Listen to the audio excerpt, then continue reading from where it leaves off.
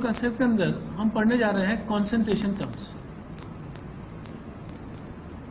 ये जेई के point of view से मोल कंसेप्ट का सबसे इंपॉर्टेंट टॉपिक है। जेई ने ज्यादातर बार इसी में से पूछा है, ठीक ना। इसमें वो सब टर्म्स आती है, मोलरिटी वगैरह, ठीक ना। तो जेई के पॉइंट, लास्ट ईयर भी जेई एडवांस में जो है 2014 का जो जेई एडवांस था उसमें इसी से क्वेश्चन आया। तो जब भी अपन मोल पढ़ते हैं ना तो अपन इसी टॉपिक पे ज्यादा एम्फेसिस करते हैं कि क्वेश्चन आने की प्रोबेबिलिटी सब ज्यादा यहीं से।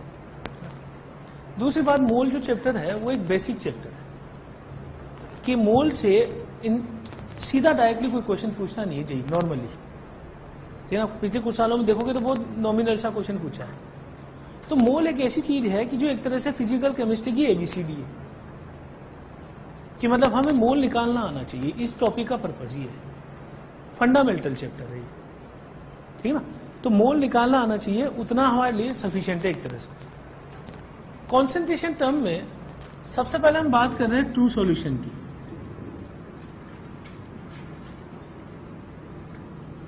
ट्रू सॉल्यूशन हम किसको बोलते हैं? होमोजीनियस मिक्सचर को। Homogeneous mixture of two or more components,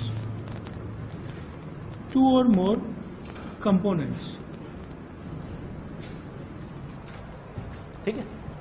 homogeneous mixture का क्या मतलब है कि दो चीजें अगर हम मिला रहे हैं, ठीक है, नोट बाद में कर लेना, पहले समझिए।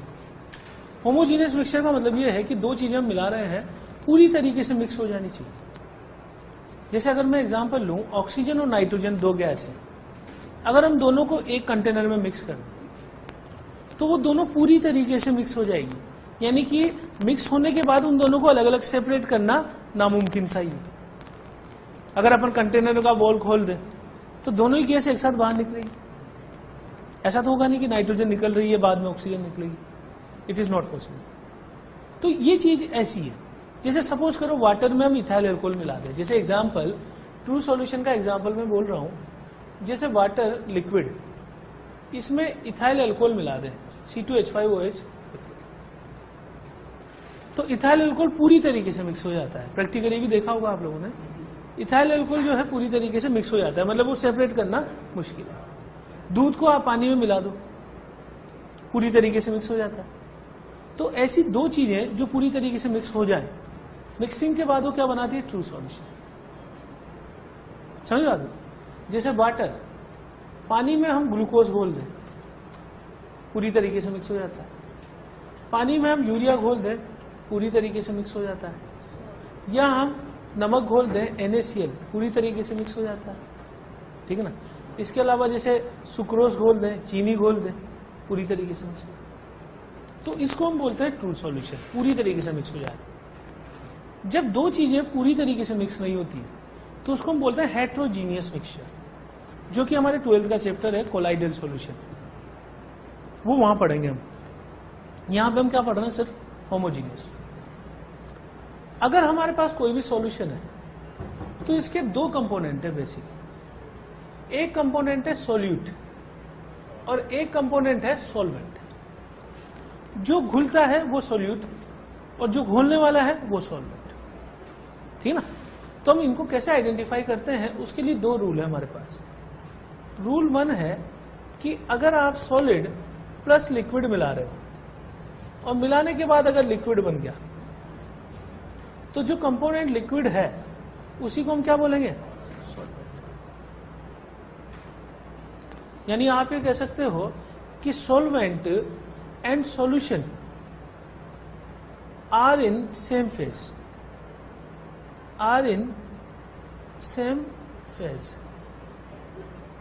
ये हम बोल सकते हैं सॉल्वेंट के बारे में।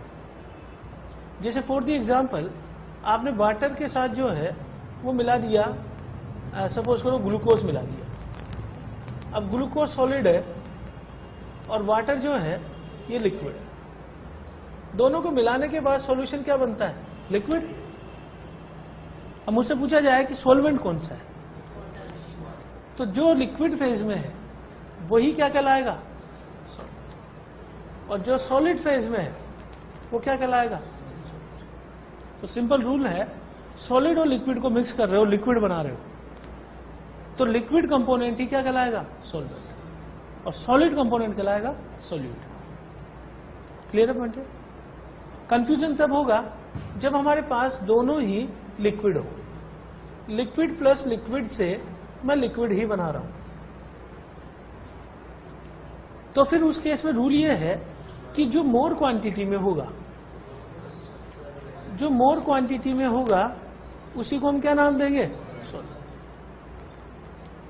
The component which is present in more quantity, larger quantity, is called as a solvent, और दूसरे को हम बोलेंगे सोल्यूट।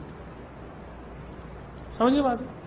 जैसे फॉर द एग्जाम्पल, ये जेई ने एक बार क्वेश्चन पूछा है, ये 12th के चैप्टर है सॉल्यूशन और कोलिगेटिव प्रॉपर्टी, उसका कॉम्प्रिहेंशन पूछा था जेई ने 5-6 साल पहले।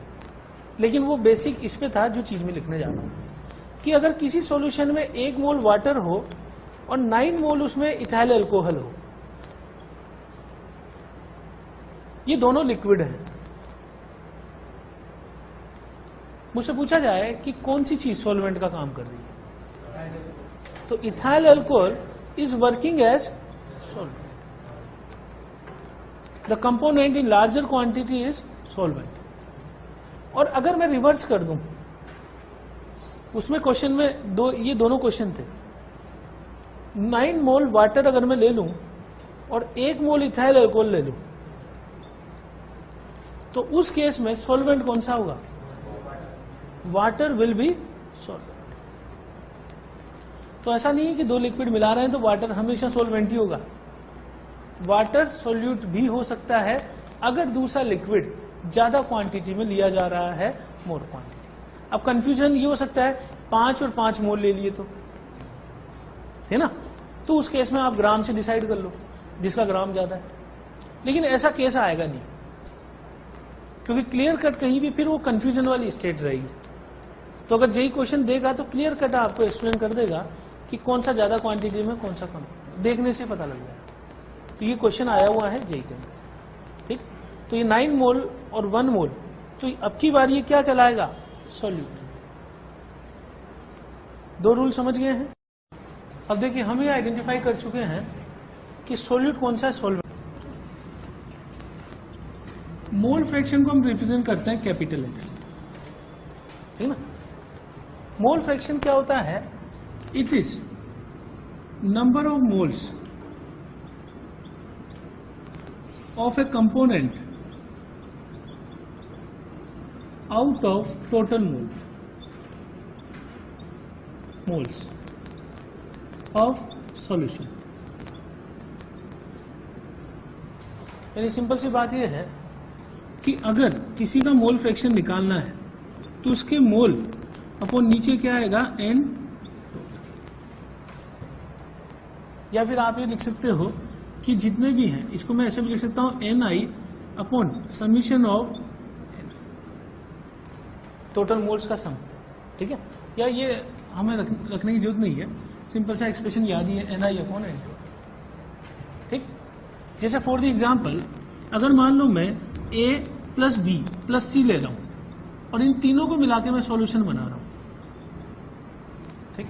मान लीजिए इनके मोल जो मैंने लिए हैं वो na, nb, nc, तो टोटल मोल कितने हो जाएंगे मेरे पास? टोटल मोल हो जाएंगे मेरे पास na plus nb plus nc। अगर मुझसे पूछा जाए कि a का मोल फ्रैक्शन कितना है, x से इज इक्वल टू, तो हो जाएगा इसके मोल अपॉन टोटल मोल, यानी na plus nb plus nc। अगर मुझसे पूछा जाए मोल फ्रैक्शन ऑफ बी कितना होगा, तो बी के mole upon Na plus Nb plus Nc। अगर मुझसे पूछा जाए मोल फ्रैक्शन ऑफ सी कितना होगा, Nc upon Na plus Nb plus Nc। ये बात समझ गए? जिसका मोल फ्रैक्शन निकालना है उसके मोल अपॉन नीचे क्या आएगा? Total number of moles. अगर मैं मोल फ्रैक्शन सारे जोड़ दूं, XA plus XB plus XC, तो कितनी वैल्यू आ जाएगी? यानी कंक्लूजन ये है कि जितने भी मोल फ्रैक्शन है उन सब का समीशन किसके बराबर होगा? 1 के। तो अगर हमारे पास दो कंपोनेंट है और एक का मोल फ्रैक्शन पता है तो दूसरे का निकाला जा सकता है। सभी मोल फ्रैक्शन का सम किसके बराबर होता है? 1 के बराबर। अगर मैं एग्जांपल लूं कि हमने 54 ग्राम तो वाटर और 46 ग्राम इथाइल अल्कोहल मिक्स कर दिया, आर मिक्स्ड। अब मुझे मोल फ्रैक्शन निकालना है दोनों का, तो मैं सबसे पहले इसके मोल वाटर के निकाल लूं कितने, is equal to 54 upon molar mass इसका 18 होता है वाटर का। कितने मोल आ गए?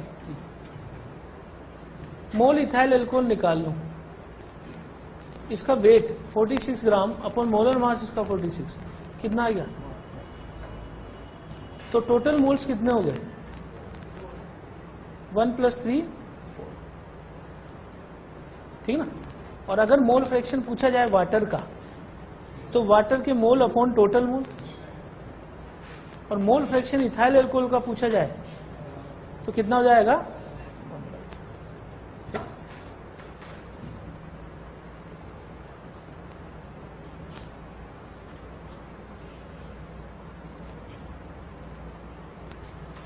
अब इसमें जो है मोल फ्रैक्शन इथाइल अल्कोहल में निकाल लिया। मोल फ्रैक्शन से हमें क्या पता लगता है कि जैसे मोल फ्रैक्शन वाटर का है 3/4, तो मैं मोल परसेंटेज भी निकाल सकता हूं। मोल परसेंटेज ऑफ वाटर हमेशा परसेंटेज किस में से निकाल जाती है? 100 में से। तो 3/4 × 100 कर दूं तो 75% क्या पड़ा हुआ है? वाटर बाई मोल। और मोल परसेंटेज अगर मुझसे पूछा जाए ऑफ इथाइल अल्कोहल तो कितना हो जाएगा? 1/4 × 100, टोटल कितना हो जाएगा? 20। तो अगर आपको मोल परसेंट दे दी है तो उससे आप मोल फ्रैक्शन निकाल सकते हो। जैसे एग्जांपल, अगर मोल परसेंट मुझे दे दी, mole percent of O2 in air is equal to 80%, suppose ये दे दिया। मुझसे पूछा कि mole fraction of oxygen, oxygen कितना होगा? सीधा ही है, 80/100 कर दूं, कितना आ गया? 0.8। मोल फ्रैक्शन हमेशा 1 में से होता है और मोल परसेंट हमेशा किस में से होती है? 100 में से। समझ गए बात में? तो मोल फ्रैक्शन पता है तो उससे मैं परसेंटेज निकाल सकता हूं, 100 से गुणा कर दूं। सीधी सी बात है। यहां से देखो आप, इसके 3 मोल, इसका 1 मोल, टोटल कितने? 4 मोल। तो परसेंटेज कितना हो गया? 75%। ये कितना हो गया? 20%। ये बात समझ आ गई सबको? अच्छा, इसमें अपन एक काम और करते हैं। लास्ट क्लास में अपन ने, मतलब कुछ क्लास पहले अपन ने एवरेज मोलर मास का फॉर्मूला लिखा था। वो क्या था? M1N1 + M2N2। अगर दो ही कंपोनेंट है तो N1 + N2। तो मैं इसको ऐसे भी लिख सकता हूं ना, M1X1 + M2X2। कैसे किया मैंने? अलग अलग करके कर दूं उसे कि M1 × N1/N टोटल हो गया ना, ये नीचे, बराबर प्लस M2 N2/N टोटल। अपन इस चीज को क्या लिख सकते हैं? M1 mole fraction X1 + mole fraction X2।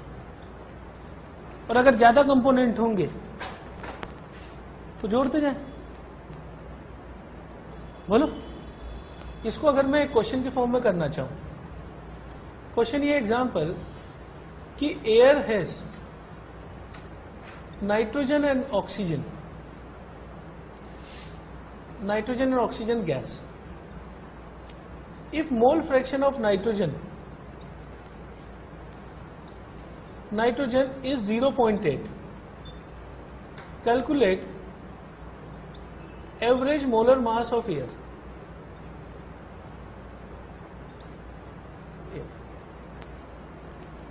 मैंने क्वेश्चन क्या बोला है कि air has nitrogen and oxygen gas, दो गैस हैं इसमें। मोल fraction of nitrogen is 0.8। Calculate average molar mass of air, average molar mass. तो आप ही बताओ कि मोल फ्रैक्शन नाइट्रोजन का तो 0.8 है और मोलर मास इसका कितना होता है नाइट्रोजन का? 28। 28 ही लेते हैं। अच्छा वो आंसर। मोल फ्रैक्शन ऑक्सीजन कितना होगा? 1 में से माइनस कर दूं कितना होगा? 0.2। और मोलर मास ऑक्सीजन का कितना होगा? इस डेटा को कहां रख दूं मैं? इस वाले फार्मूले में रख दूं। यानी सॉल्यूशन ये है कि m एवरेज बराबर 0.8 इंटू 28 प्लस 0.2 इंटू 32। ठीक, सीधा ही रख दूं और ये आंसर जो भी आ रहा है कितना? 28.8। और इसको मोलर मास है तो किस में लिख दूं? ग्राम में। और अगर एटॉमिक मास पूछा है, एवरेज एटॉमिक मास, तो mu में लिख दूं। बात समझ आइए।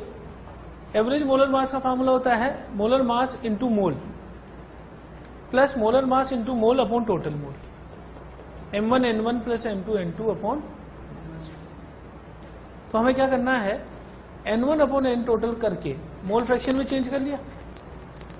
क्वेश्चन ने बोला कि एयर में नाइट्रोजन का मोल फ्रैक्शन 0.8 है। सभी मोल फ्रैक्शन का सम कितना होता है? 1। अगर ये 0.8 है तो O2 का मोल फ्रैक्शन कितना होगा? 0.2। और मोलर मास अपने पास है स्टैंडर्ड 28 इसका, 32 इसका। तो अपन ने सीधा इसको यहां रख दिया किसमें? m1 x1 प्लस 2 से ज्यादा कंपोनेंट होंगे तो क्या करेंगे? आगे बढ़ते जाएंगे। m1 x1 plus m2 x2 plus m3 x3। इस परसेंट वेट बाई वेट, इसको मैं बोल सकता हूं वेट परसेंटेज।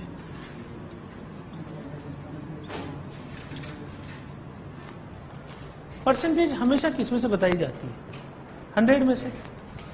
सपोज करो एग्जांपल, मेरे पास एक 100 ग्राम सॉल्यूशन है। 100 ग्राम सॉल्यूशन में मेरे पास 10 ग्राम यूरिया पड़ा हुआ है। तो आप देखते बता सकते हो ना कि यूरिया की परसेंटेज क्या है? 10%। ठीक है, तो परसेंटेज वेट बाय वेट निकालने का फार्मूला है कि weight of solute upon weight of solution into 100। 100 क्यों किया है? क्योंकि हम क्या चीज निकाल रहे हैं? परसेंट। परसेंटेज हमेशा किस में से निकालते हैं? 100 में से। ठीक, तो अगर मान लो मैं एग्जांपल देता हूं कि 80 ग्राम सॉल्यूशन कंटेंस 16 ग्राम ग्लूकोज, तो आप परसेंटेज वेट बाय वेट निकाल सकते हो ना। 16 ग्राम आउट ऑफ 80 इंटू 100 कितना हो गया? ये 20%। लेकिन इसे लिखने का तरीका क्या है? Weight by weight. क्यों? क्योंकि मैं ऊपर भी वेट ले रहा हूं, नीचे भी। तो weight by weight percentage, simple देख लो, वेट अपॉन वेट परसेंटेज यानी 100 से 1। लेकिन ऊपर वेट किसका आएगा? सॉल्यूट, और नीचे सॉल्यूशन। यूनिट दोनों की सेम होनी चाहिए। अगर मैं ये ग्राम में ले रहा हूं तो नीचे भी किस में लेना पड़ेगा मुझे? ग्राम में। ऐसा नहीं है कि ये केजी में ले ले, ये ग्राम में ले ले, तो फिर गलत आंसर है। या तो दोनों केजी में लेने हैं या दोनों ग्राम में लेने हैं, ताकि यूनिट कैंसिल आउट हो जाए। बात समझ आ गई? अगर मुझे बोला जाए example 10% weight by weight C2H5OH aqueous solution,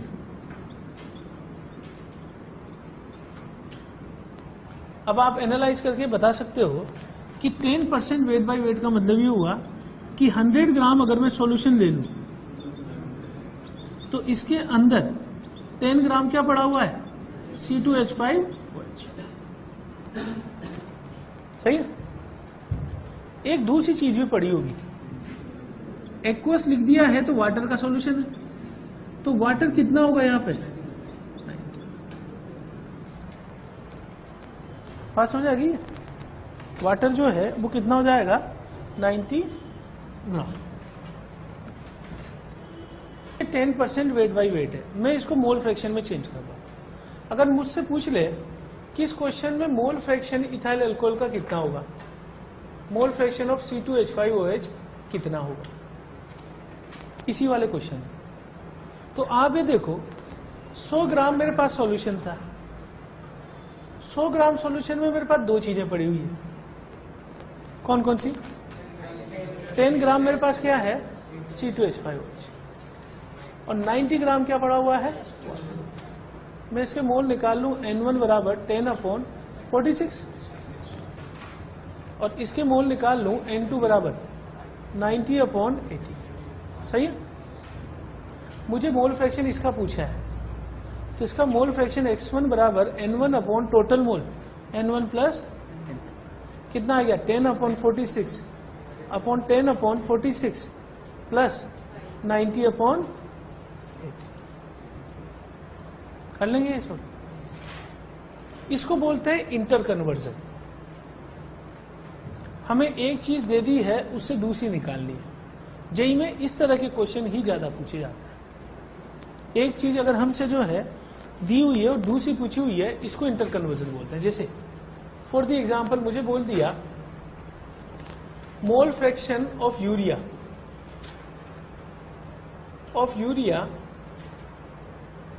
in water is 0.1। हमसे पूछा calculate percent weight by weight of urea. अब देखो ये उल्टा क्वेश्चन हो गया ना इसका। भाई यहां पे मैंने क्या लिया था? परसेंट वेट बाई वेट, और उससे क्या निकाला मैंने? Mole fraction.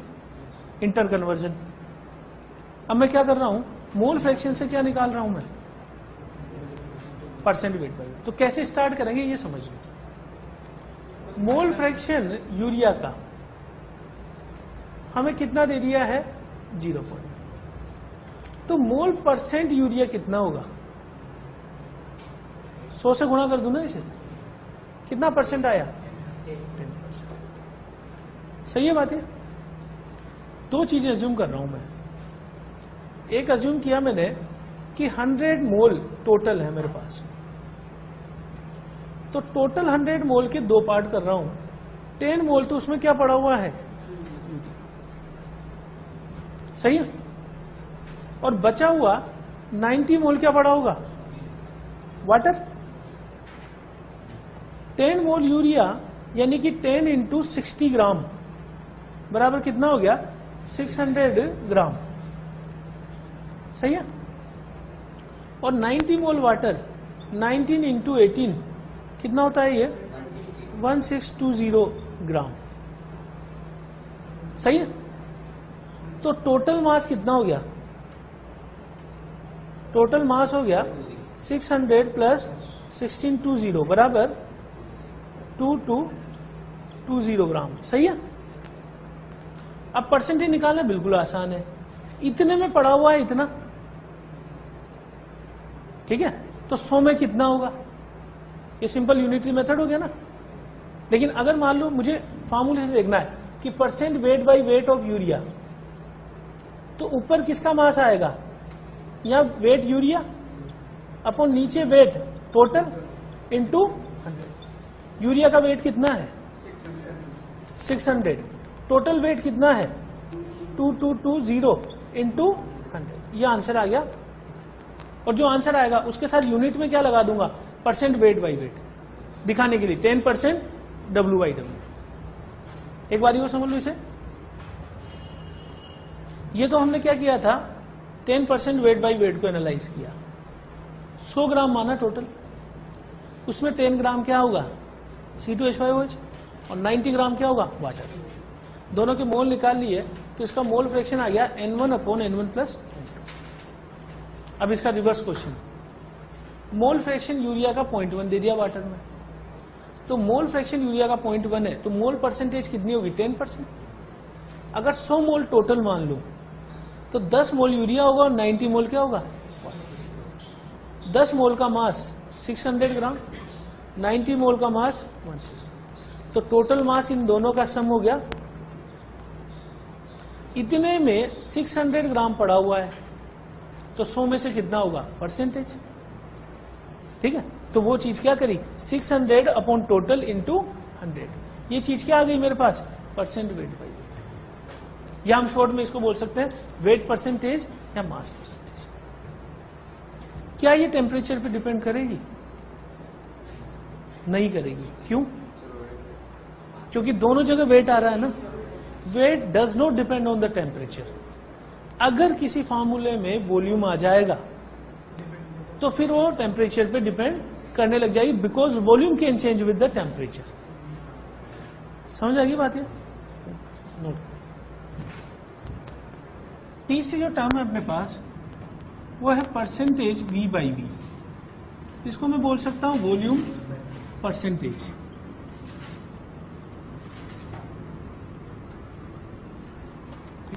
यानी किसी चीज में वॉल्यूम से वॉल्यूम में रिलेशन बताया जाता है। जैसे मान लो मैं 100 ग्राम में 10 ग्राम डाल दूं तो वेट बाई वेट रेशियो हो गया।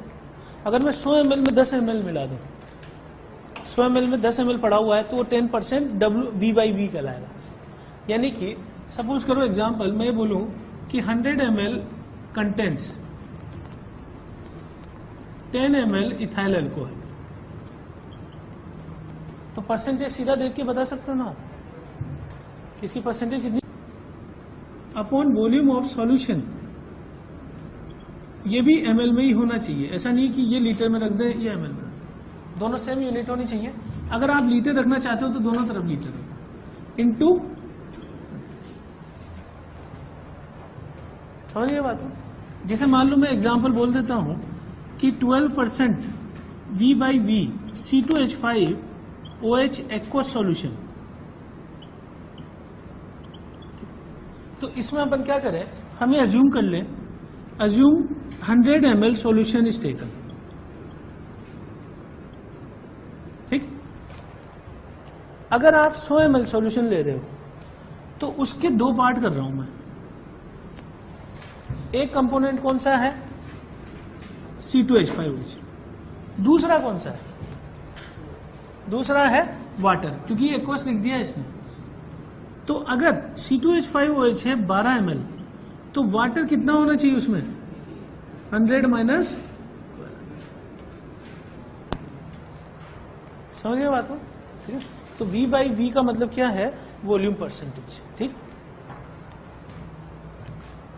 वो है परसेंट वेट बाई वॉल्यूम, यानी कि इसे हम बोलते हैं wait by volume percentage.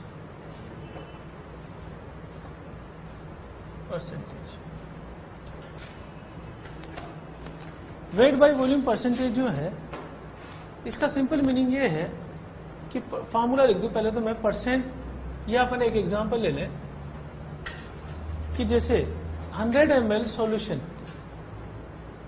Solution contents 10 gram C2H5OH। तो ये मैंने किस में लिया है? ग्राम में, और ये मैंने लिया है ml। ठीक है, तो मैं ये कह सकता हूं कि 100 में 10 पड़ा हुआ है तो 10% है, लेकिन 10% किससे है? Wait by volume.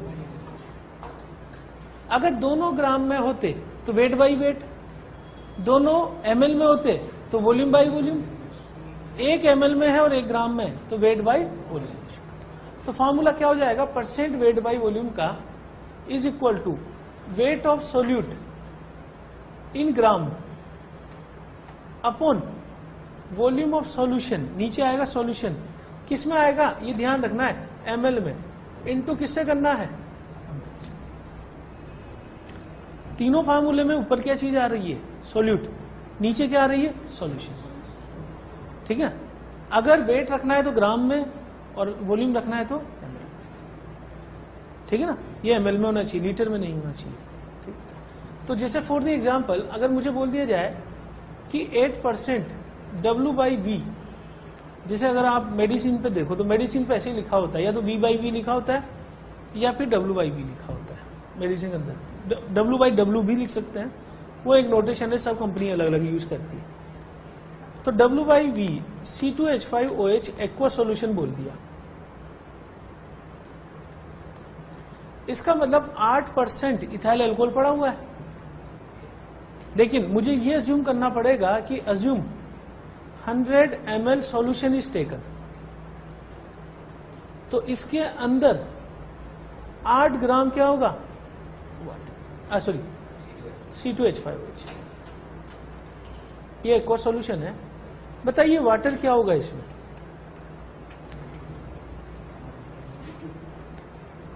बोलो।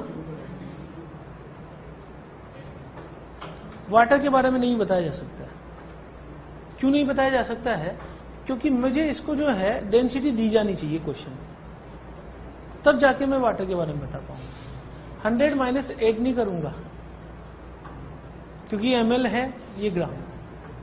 अगर वाटर जानना है तो इसकी डेंसिटी क्वेश्चन में दी जानी चाहिए।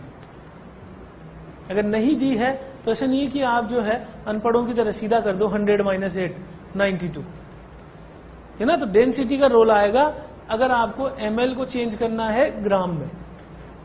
जब भी आपको वॉल्यूम को मास में चेंज करना हो तो फिर किसका रोल होगा? डेंसिटी। तो क्वेश्चन में डेंसिटी अगर दी हुई है तो इसी पर्पस के लिए दी हुई है। समझिए बात हो? तो यही रोक रहा है।